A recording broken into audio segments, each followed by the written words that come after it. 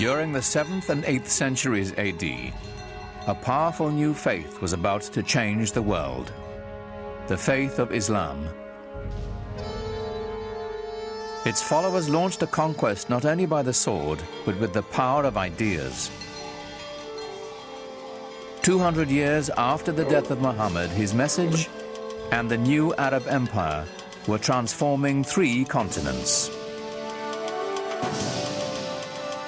Now comes a new empire, a political new configuration, driven by a religious, newly defined civilization.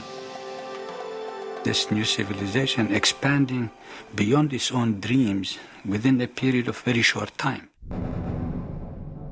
Literally, the largest empire civilization had ever known.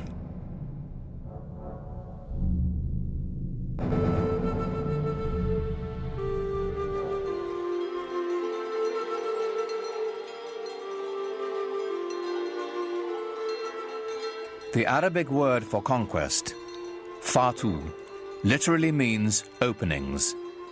Islam sowed the seeds of its faith to the 4 winds, and a world of opportunities opened before it. But the vast empire's spiritual core remained at its birthplace, the holy city of Mecca.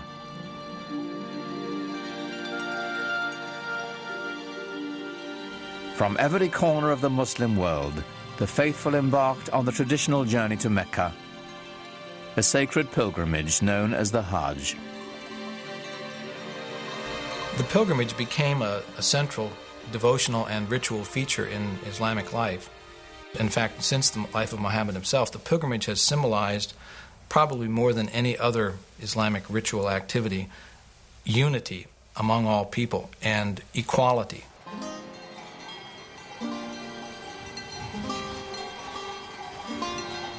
The Hajj set humanity in motion. For the first time since the reign of Alexander the Great, cultures and caravans now flowed freely. Borders closed for 1,000 years opened. Both ideas and goods went back and forth over incredible distances.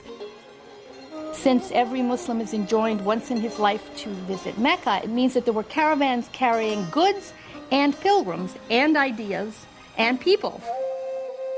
And they all met together in Mecca once a year, and then things would radiate back home. So if there was an invention that was discovered in Samarkand, it could be within the year that it would be known in Cordova. Where pilgrims trod, traders soon followed. Muhammad himself had been a man of commerce, and now the spread of his message brought with it the spread of trade and the Islamic way of life. Trade was incredibly important in the Islamic world simply because of its geographical position. It was, and still is, between West, what we call the West, and what people always called the East. So it was a natural land bridge connecting China to Europe.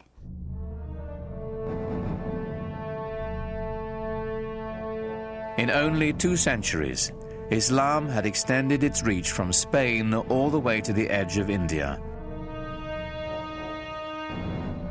It took nearly a year to travel from one end of the Arab Empire to the other. At its heart was a fabled city of wealth. It was called Baghdad.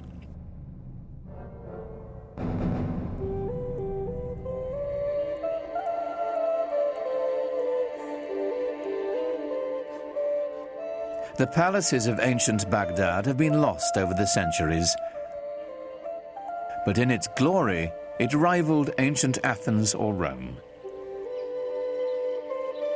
It was a magnificent architectural achievement, the pride of Islam in a new age.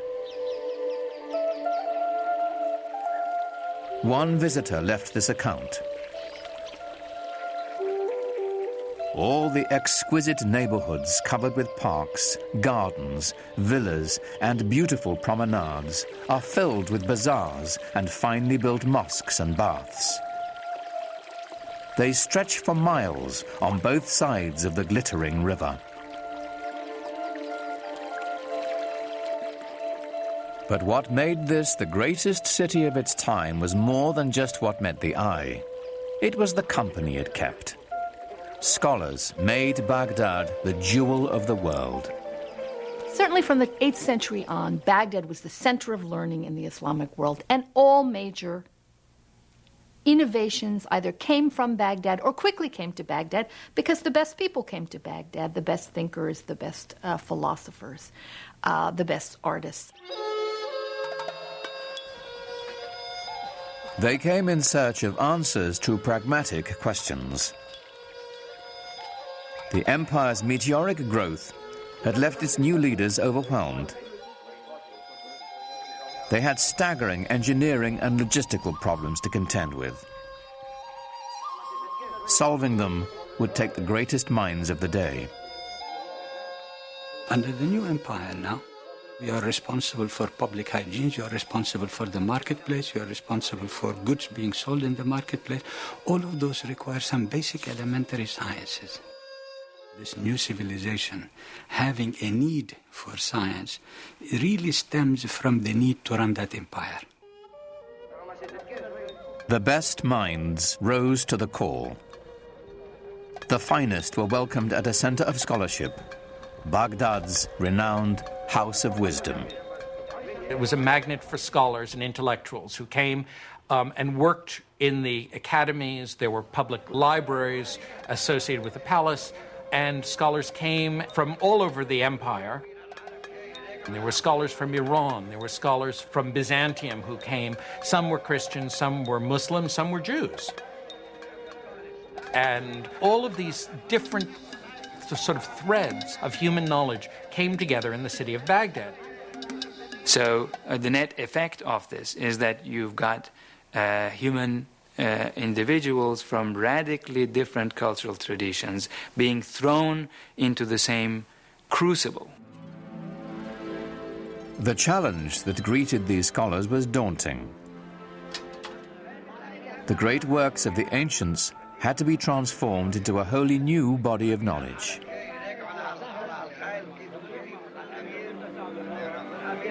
Competition for jobs developed within a new intellectual elite. And from there on, every single scientist is competing for that job. They were competing among themselves almost just in the same way that modern bureaucrats and modern academicians will fight among themselves. Scholars were dispatched across the empire to locate as many ancient texts as possible. The first international scientific venture in history.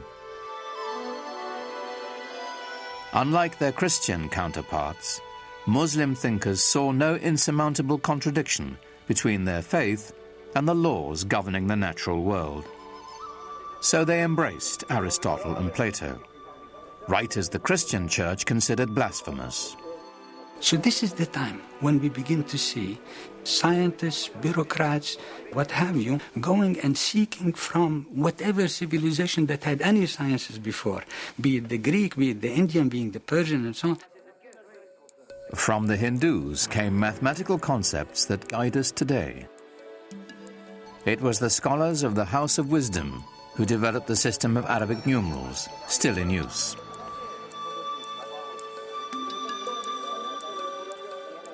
It is they who translated and transformed the writings of the Greeks and made a gift of them to the modern Western world. The Renaissance had its beginnings in Baghdad.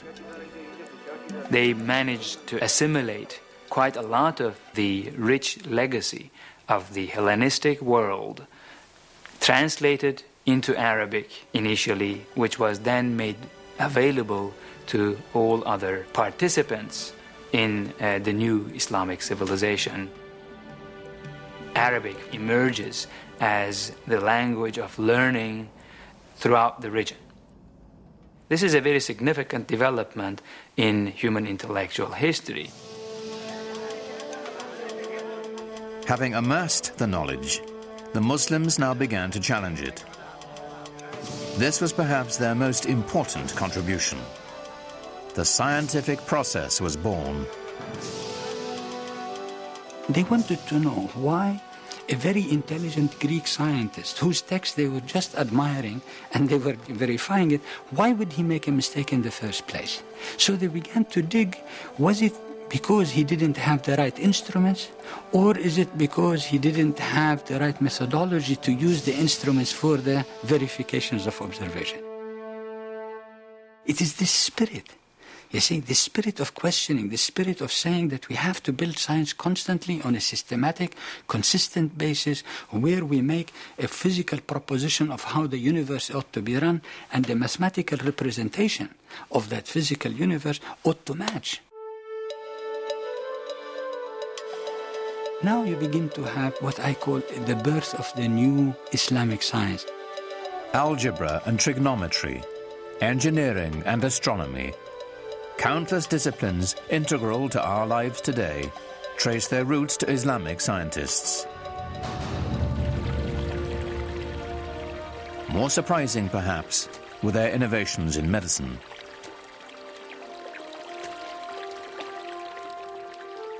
At a time when Europeans were praying to the bones of their saints to cure their illnesses, Muslim physicians developed an innovative theory that disease was transmitted through tiny airborne organisms, the precursor to the study of germs.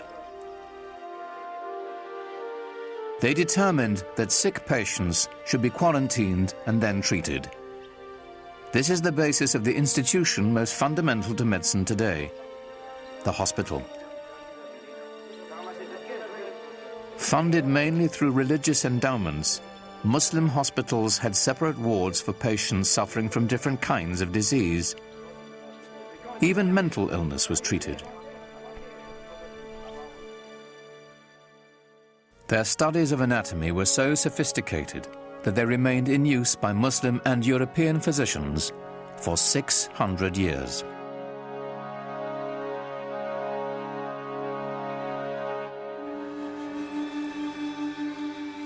Muslim scientists were especially intrigued by light, lenses, and the physiology of the human eye. The father of optics was a Muslim named Ibn al-Haytham. His work with lenses eventually led to the invention of the modern camera. He produced the first treatise that ventured to explain how the eye actually sees.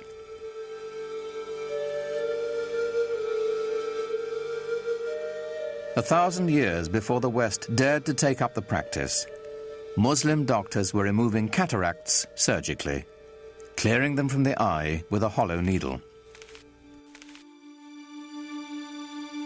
But for all this knowledge to transform and illuminate an empire, it had to be copied and shared across 100 different cities in the Islamic world. For this, there was a new invention, one that is still fundamental to learning and knowledge today: paper. Around the year 700, 750, when Muslim armies reached Central Asia, they encountered paper for the first time. And very quickly, the Muslim bureaucracy started using paper. You find that, within 50 years it's in Syria, and then a few years after that it's in Egypt, and then it's in North Africa, and then it's in Sicily, and then it's in Spain. And that's where Europe learned to make paper from. They learned to make it from the Arabs. We begin to have people with family names like papermaker. So in other words, not only that paper was available, it must have become a very, very widespread industry. And hence, the acquisition of books must have also become very easy. With the wide use of books and paper, hundreds of scribes, some of whom were women, were kept busy transcribing the translations and new writings of the Baghdad scholars.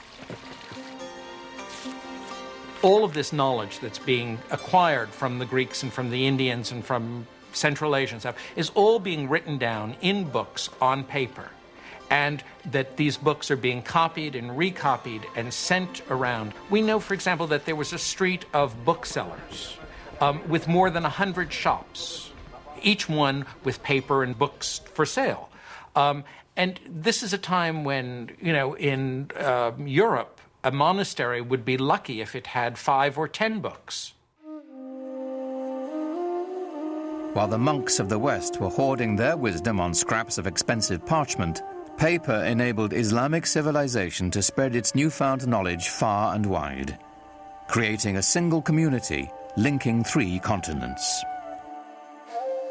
So the chief distinction, therefore, of Islamic civilization, in addition to the fact that it made new leaps of originality, new transformations in traditions of learning and everything else possible, is the fact that it enabled human beings to consider the possibility of thinking about the globe as a single unit, humanity.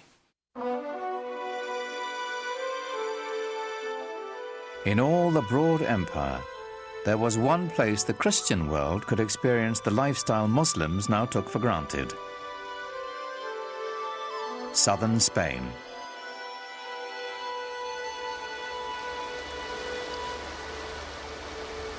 Here, on the European continent itself, Islamic culture would begin to have an effect on the European civilization around it. 1,000 years ago, the Spanish city of Cordoba was a center of learning and culture that rivaled Baghdad. Today, Cordoba's narrow lanes hearken to its medieval past. During the Dark Ages, this was the most prosperous and sophisticated metropolis on the continent. It had streetlights and paved roads, libraries, hospitals and palaces. This was a city of light, a Muslim city. The city of Cordoba in the 9th and 10th centuries was one of the biggest and most exciting in Europe. We have descriptions of it by people coming and saying, all these flowers everywhere, this open streets, this wonderful light coming down. Northern cities were dark. Cordoba had running water. People lived in big houses. In contrast, in Paris, people lived in shacks by the side of the river.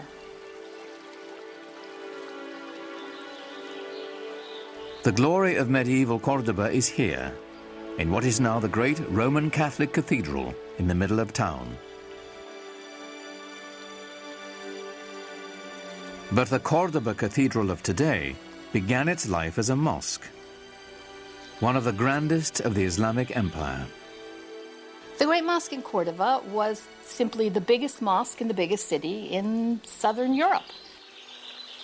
When you climb up into the church tower, which used to be a minaret, you look out over this expanse of roof, it's quite amazing to see this cathedral, complete with flying buttresses, popping up out of the middle of this massive mosque.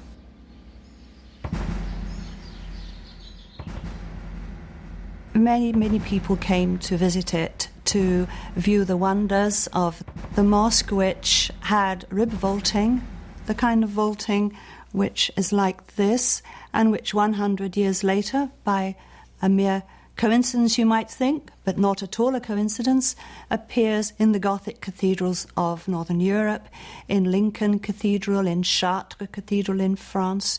Where does that come from? Obviously influenced by the great Mosque of Cordoba in the south of Spain. For the occasional European Christian traveller, Cordoba was their one opportunity to glimpse the Islamic world. What they saw was shocking. Most of Europe at that time languished in poverty and squalor. Cordoba was a pageant of prosperity and enlightenment. In the 10th century, there was a Saxon nun with the unpronounceable name of Hrotswitha, who called medieval Cordoba the ornament of the world. She was very, very taken with the place. And there you are, she's a Christian nun.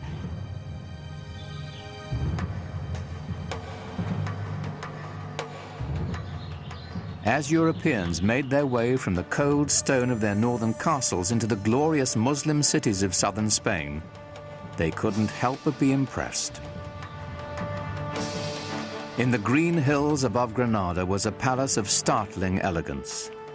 a shining example of the richness and sophistication Islam brought to medieval Europe. It is called the Alhambra. The Alhambra is perhaps the most famous example of Islamic architecture to most Westerners. It is the best remaining example of what a medieval Muslim palace would have looked like.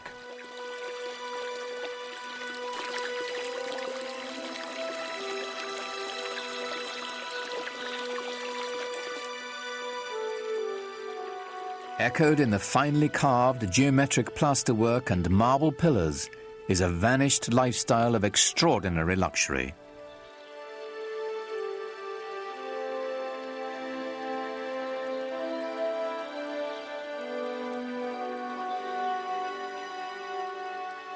The Alhambra reveals the pinnacle of Islamic culture and urbanity. The beauty of the Alhambra is not so much in the individual details. No, it's more the combination of everything. That is, this wonderful sort of orchestrated interplay of different textures and surfaces, of light and space and water playing inside and outside of buildings.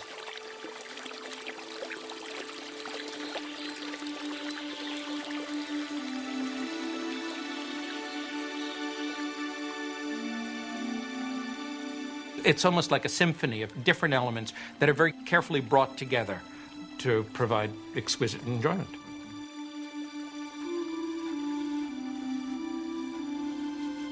Here, the Muslim elite relished the good life.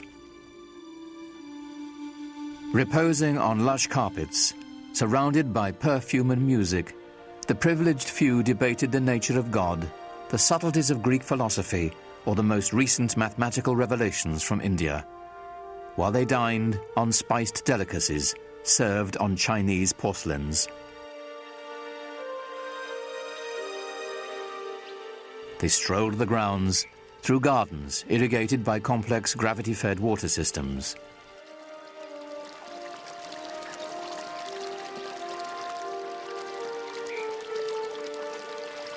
How far Muhammad's followers had come from the life of desert nomads. How distant they felt from the rest of the European continent they now shared. Christian Europe, due north, was struggling on through the Dark Ages.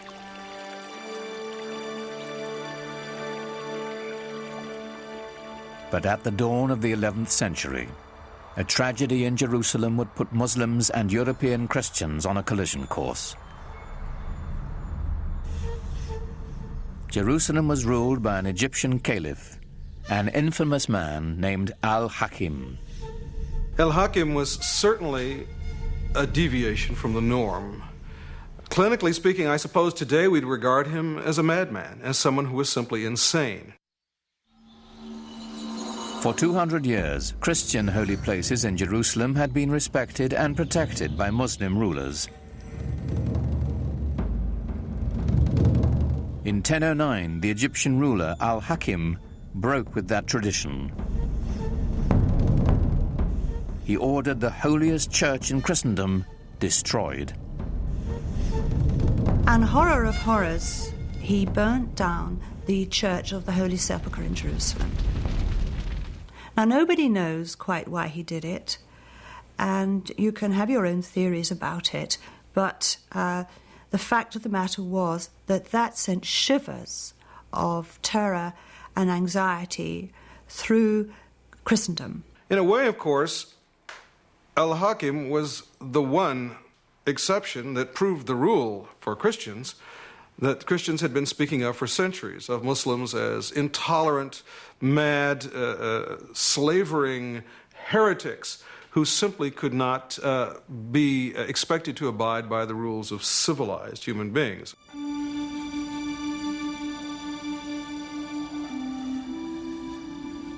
The fact that Al-Hakim's successor rebuilt the Church of the Holy Sepulchre, it was done by 1048 with Byzantine help, didn't cut any ice.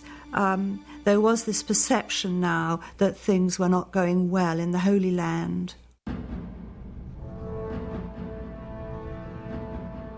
In Europe, anti-Muslim sentiment simmered. By 1095, it reached the boiling point. Pope Urban II spent most of that year traveling through France, imploring his feudal lords to unite in a campaign of bloodshed. Hasten to exterminate this vile race from the lands of your eastern brethren, the Pope demanded. Jerusalem is the navel of the world. She cries out to be liberated. Christ himself commands it. So we've got a merging or a coming together of military service and religion, which served the purposes, if you like, of a pope who in 1095 made his famous call to crusade to rescue the endangered holy places in the East, and in particular Jerusalem.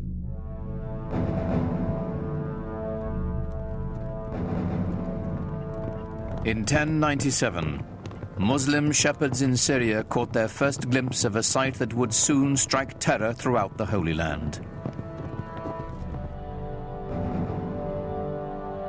When the Crusaders struck, by sheer chance, the Arab Empire was at its most vulnerable, broken into feuding kingdoms and petty dynasties. They couldn't have chosen a better moment, because the Muslim world was in a very fragmented state. The great rulers of the time had died, and into that power vacuum there came this most unexpected enemy, the Crusaders from Western Europe. Who would have thought that a new enemy would come to the Islamic world from that unexpected quarter? It was completely unprecedented. It was a real surprise. The Muslims didn't really know who they were. They thought they were just another lot of Byzantines who were coming, as usual, to be a nuisance and fight on the borders. They had no idea that there was this extraordinary surge of religious fervour and fanaticism coming from Western Europe, and that the aim of this group was Jerusalem.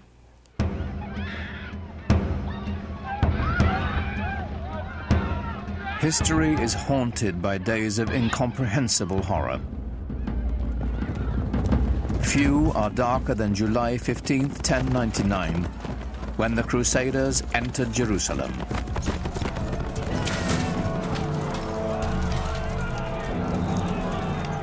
The massacre must have been terrible. The fear, the fleeing of the population. It must have been horrendous.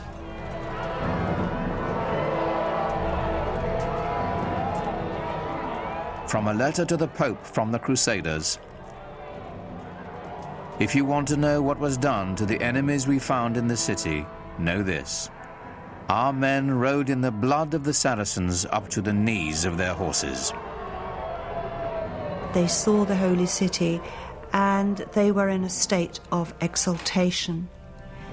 And perhaps that's why, when they flooded through the gates of the city, that they were fired up with fanaticism and zeal, and that's why there was this terrible massacre in the name of Christendom. It was a blot on the name of Christendom in the Muslim view, and justifiably so. Even Christians weren't spared. At the Church of the Holy Sepulchre, dozens of worshippers from Eastern sects were massacred. To the Crusaders, they were nothing more than foreigners. The Christian chronicles record the carnage. The Saracens, who were still alive, dragged the dead ones out and made huge piles of them. Such a slaughter of pagans no one has ever seen or heard of. The pyres they made were like pyramids. They shocked the Muslim world when they came. There are a number of extremely moving lamentations in poetry which date from that period. And the Arab poets of the time talk about the feelings of anguish and terror which the Crusaders, or the Franks as they're called in the Arab sources, caused the local people, the old women, the young girls, those who are cloistered away in their houses are trembling with fear. The whole imagery is that of the rape of their land and the terrible impurities caused by these barbarian infidels coming into their sacred space. We have mingled blood with flowing tears, and there is no room left in us for pity. To shed tears is man's worst weapon when the swords stir up the embers of war. When blood has been spilt, when sweet girls must hide their lovely faces in their hands for shame.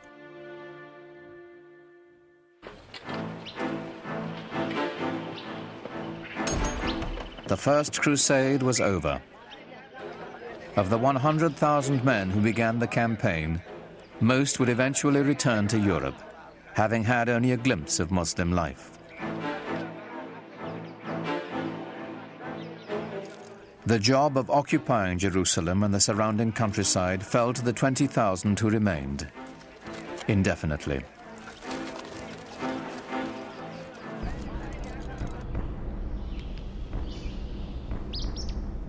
To secure their occupation, the intruders did here what they had done in Europe. They built castles.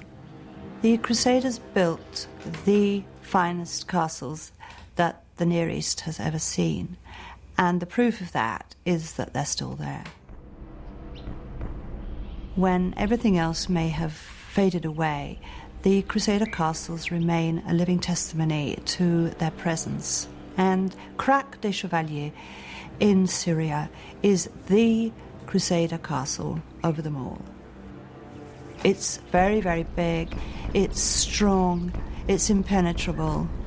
It's a living example of the way that a number of the Crusader castles couldn't be taken by siege. You can see for miles and miles from it and see the other castles that would have been, in visual distance for communication by fire and smoke signals. It's got, all the accoutrements of a good medieval castle with battlements and turrets and places for pouring boiling oil and other liquids down onto the enemy. But inside that castle, what was life really like? It wasn't merriment and festivity. It was constant fear. You had to be on the lookout in case someone was trying to mine the castle or to climb over the walls with scaling ladders. The people outside, the population, the local peasantry, they were not friendly, so you had to watch their movements all the time. It was a terrifying place. The Crusaders made treaties and broke them. They harassed the traders who passed by their castles. As they raided caravans, the Crusaders learned of a luxurious lifestyle unheard of in Europe. Well, materially, the Crusaders were just blown away by what they found in the Middle East, and they took a lot of it back with them. Inlaid metalwork, textiles, silks, things like that they had just never seen in such quantities before. The good life. These things they brought back to Europe, some as souvenirs, and in fact there was a whole industry that developed in the Middle East of providing souvenirs for the Crusaders to take back.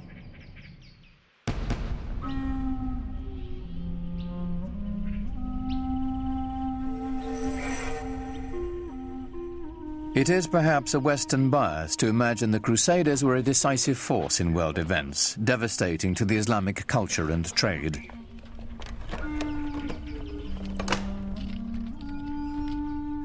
The truth is, while the knights of the Crusades were bunkering down in their castles, Islam was spreading its influence and flourishing. Muhammad's message rang out as clear and strong as it ever had. Allahu Akbar! Allahu Akbar. Ashhadu an la. Mosques were now on every horizon. They welcomed traders. They housed schools and hospitals. Through Islamic architecture, literature and music, a vibrant culture was emerging in celebration of a singular faith.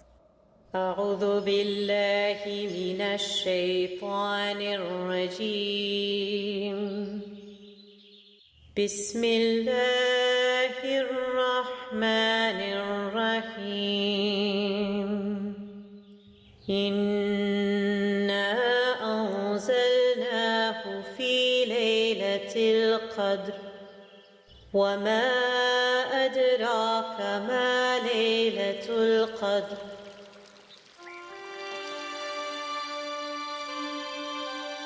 Faith had launched an empire. Culture was now enlivening it. But ultimately, what united it was trade. For the Muslims, trade, like science, brought innovation. Business was expedited by a revolutionary concept called the sak, a cheque that could be written in Spain and cashed in India. Writing a check assumes that someone's going to honor it and cash it at the other end, and that if you give the money or you have the money in one place, that someone will say, I have access to that somewhere else. So this implies that you have some kind of central bank or central loan organization who's going to be good for the money. So it frees up your ability to travel. It frees up commerce because, again, the money doesn't have to be moved from Samarkand back to Cordova in order to go back the other way the next year, so that you can base it all on trust and faith. And Muslims became some of the greatest merchants of Middle Ages. And the greatest craftsmen as well. From the Persians, Muslim blacksmiths learned how to fold steel to give it strength and flexibility. The swords made in Toledo and Damascus had no equal in the world.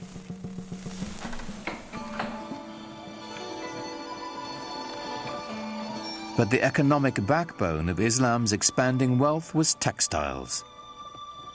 The demand for the products of Muslim looms was enormous, for cashmere, cotton and silk. Textiles were simply the gas and steel industry of medieval times, because you have to think of textiles not only as growing the plants, but making all the dyes, and it was the dyes that were particularly expensive and imported the farthest. And then you need all the fixtures and mordants and equipment for looms, and then you need to transport these textiles. So collectively, the industry of making and transporting textiles was the mainstay of the economy.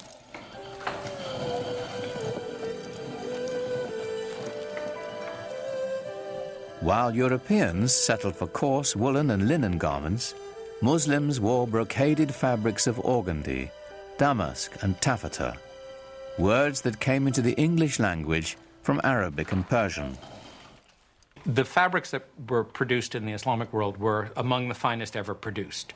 And they were made of not only plain linen or cotton, but also very, very fancy silks, cloth of gold where silk thread is wrapped with gold, and with very, very complicated patterns.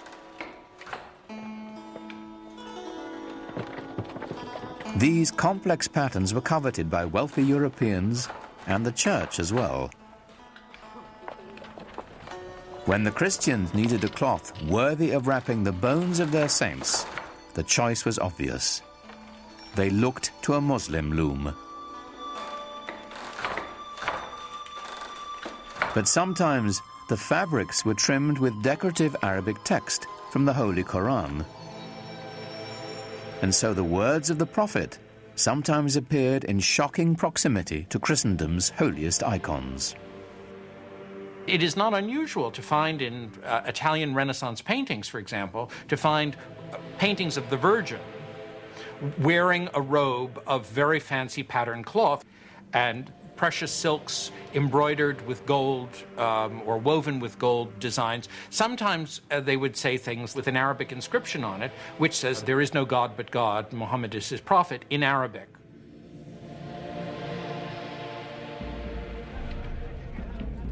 After almost 100 years of broken treaties and sporadic fighting, the Muslims reached a turning point in their struggles against the Crusaders.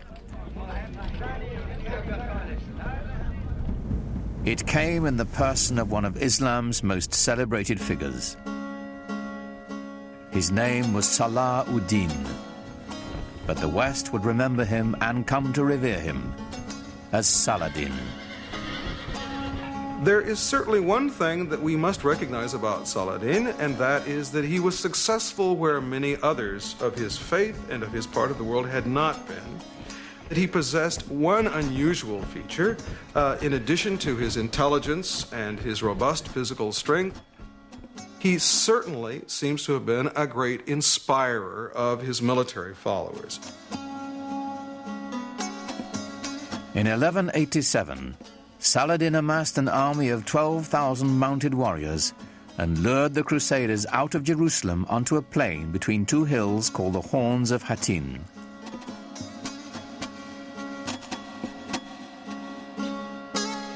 On the evening of July 3rd, after a long march, the Crusaders camped on a barren hillside. There was nothing but a waterless terrain.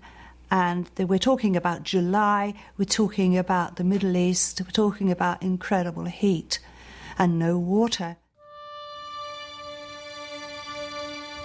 As dawn approached, Saladin's men set fire to the tall grass, and a strong wind carried the flames into the Christian encampment. And very soon they found themselves surrounded, as in the Muslim tactic, by their enemy. And panic set in.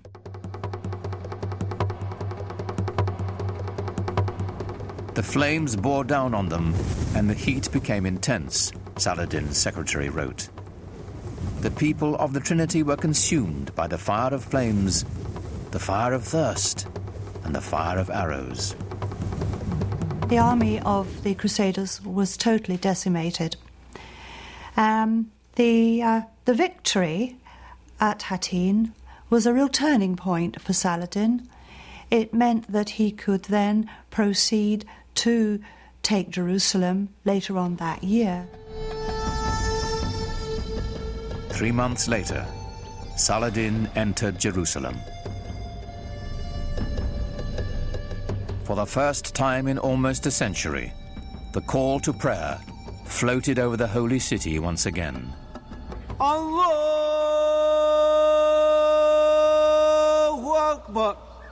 Ashhadu an la ilaha illallah. Ashhadu an la. And yet, remarkably, Saladin leveled no retaliation against Christians or their holy places. In the Church of the Holy Sepulchre, Mass was celebrated as usual. Saladin also decreed that Christians who wished to could leave the city with their property. Those who chose to stay would be allowed to worship freely. When his reputation reached Western Europe of the way he had behaved in Jerusalem over the conquest, he gradually became the most famous Muslim of all time. Saladin's victory did not put an end to Western aspirations in the Near East. Other crusades would follow, though, as with the first, they would hardly have an impact on the larger Islamic culture. The Crusaders would eventually be driven from their citadels along the coast and return to Europe. Their only lasting legacy, a few abandoned castles. But the returning Crusaders found themselves changed by their contact with Islamic culture. The long-term impact on European life would be profound. They were just amazed by the material culture that they found there. I mean, the quality of the merchandise, the quality of the goods was far better than anything they could find at home, and they brought it home with them. They came back, for example, with a taste for highly spiced food. They imported pepper and cinnamon and other Oriental spices because their taste buds had been whetted by a different cuisine.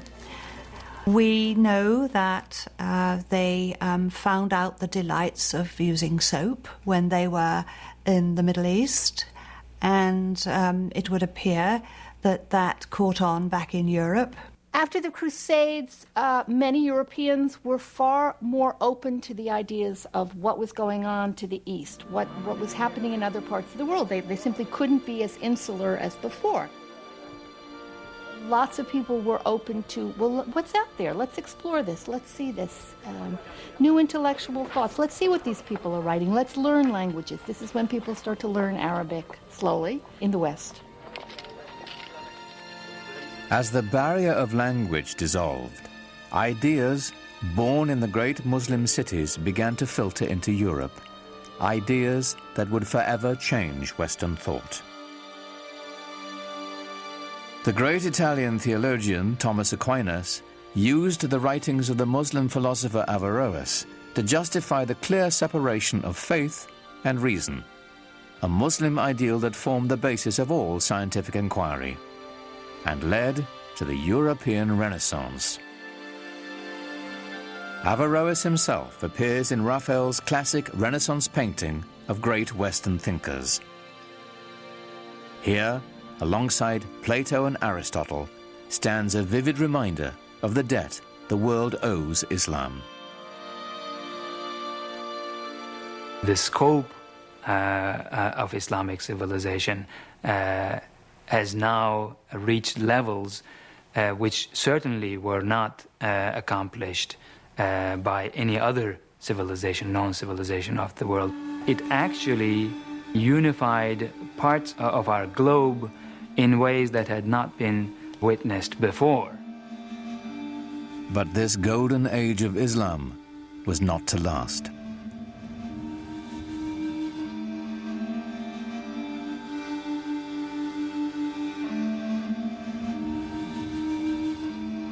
After shrugging off the Crusades and bringing the precious gift of knowledge to Europe, the great cities of the Islamic Empire would be brought to ruin by a force more terrible than anything the Europeans could muster. Their libraries destroyed, the wealth plundered, the empty cities stood mute in the aftermath of a devastation that descended upon them not from the West, but from the East. It's known as the Mongol catastrophe.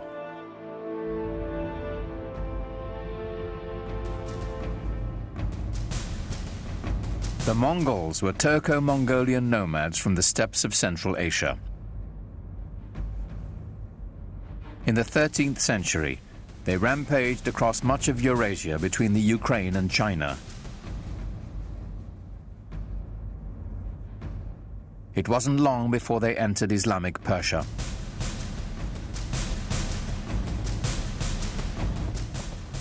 To the cultured, urban Muslims, these guys were a bunch of savages.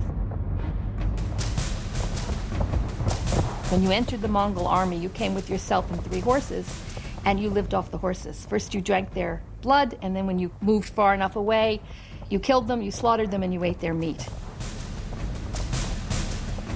And that's why they could go so far and survive so long.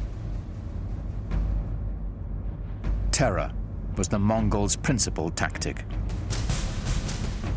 One of the local Iranian leaders foolishly decides to kill off the emissary that the Mongols have sent. And in doing that, he evokes the anger of the Mongols, who want to use him as an example. And they use this retaliatory technique often of killing off entire towns, wiping them out as examples. And so they build these fantastic towers of skulls where they pile up all the dead bodies as an example, and then all the other towns around immediately give way.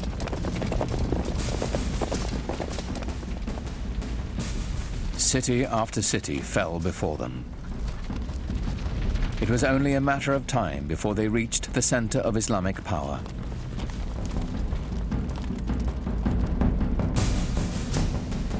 On February the 10th, 1258, the Mongols took Baghdad.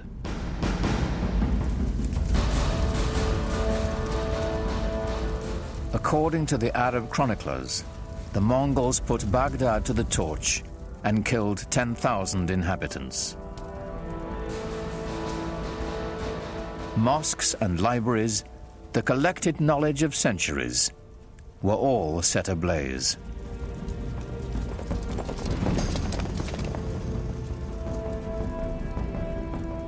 Within less than 50 years, the Mongols seized the heart of the Islamic Empire from the Arabs.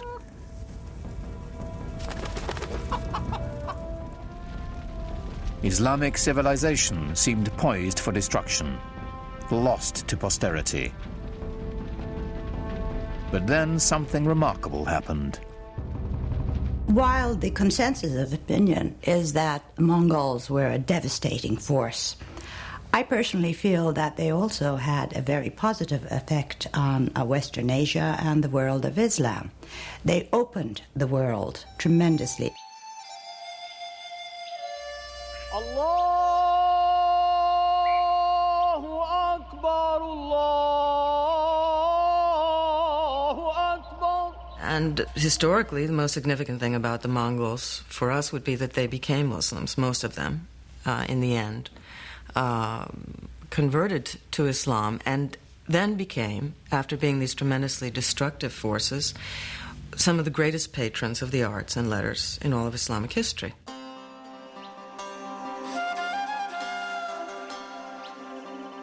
The conversion and its lasting effect was extraordinary.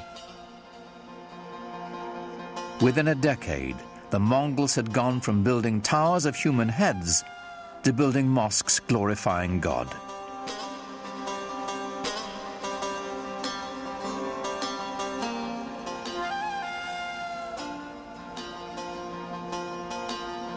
It is not surprising to me that the land conquered the conquerors. The Mongols themselves became Muslims or Islamic leaders par excellence. The Mongols transformed Islam. Now Islamic power could be held by anyone, not just the Arabs who had created it. The Mongols threw open the door for the great gunpowder empire to follow.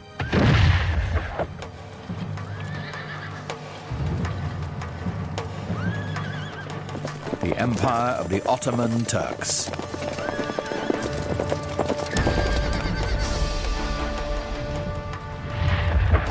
Islam was now set on a new course of expansion to both the East and the West, marching to the beat of Turkish drums.